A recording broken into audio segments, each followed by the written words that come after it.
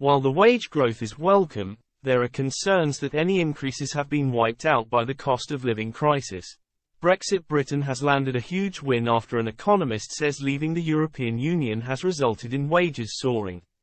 Economists have said that a drop in immigration from the EU has meant British workers have more bargaining power and the ability to ask for higher wages.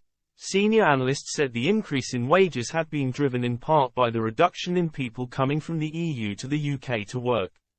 They added that this was a situation that was unlikely to change as Britain continued to get used to being outside the EU. Furthermore, economists said that despite the Brexit benefit, the vote had become a taboo.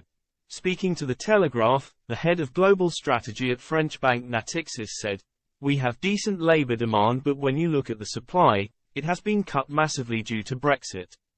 It creates an imbalance that continues to fuel wage growth, and this situation is here to stay."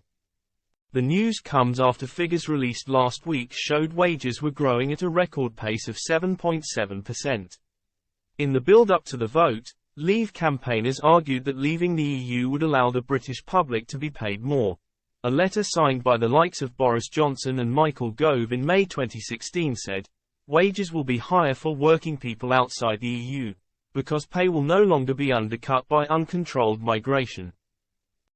Economist Marian Amiot agreed. She said, "It's much harder to get people from Europe, so UK-based employees have better bargaining power and it means they can get higher wages.